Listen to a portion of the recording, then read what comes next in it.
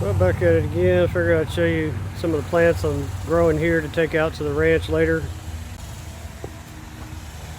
So I'm getting some moringa trees started here. Get them a good, root base with some tubers so they can make it through the dry season. Quite a few of those. I like the moringa, they bloom all summer long, and the bees and bumblebees really like them. It's a good source of food for them. We've got some loquats here that I started from seeds. The moringas were started from seeds as well. Actually, I didn't think they were going to grow. They were about 5 years old, so I wasn't sure if they were going to germinate. The loquats took quite a while to finally come up. So this is that pepper tree RV living with the geezer. I've talked to him about. These little peppers here are pretty hot. They'll catch you by surprise, take your breath away. It came up on its own, though, a little volunteer. The dragon fruit cactus decided to give me some more blooms. I would say within another, these things are pretty big.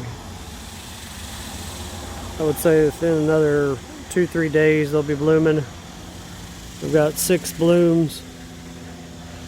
I found that about half of the bloom buds that come out, they start to grow and then they just dry up. So looks like these are going to make it though. I've got 6 total, 4 on this pitaya cactus or dragon fruit cactus, and 2 on this one. You can see a little sun damage. It looks bad, but as soon as the weather changes, it greens right back up, so I don't bother moving them. They'll take a little bit of sun stress. So the ones I'm going to take out to the ranch though are all these moringa and these loquats here, or mispero, Spanish they call it. I'll show you a few of the other plants here at the yard that I grow every year. How they're doing. Okra, of course. The hotter the better for okra.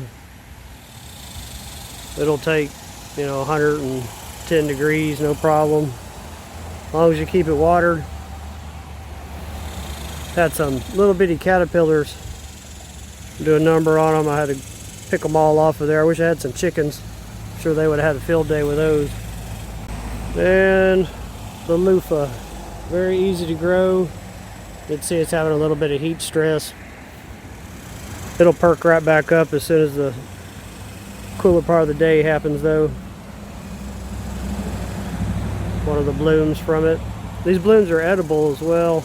They have a bit of a mushroom taste to them. Bumblebees really like these too, so I've noticed.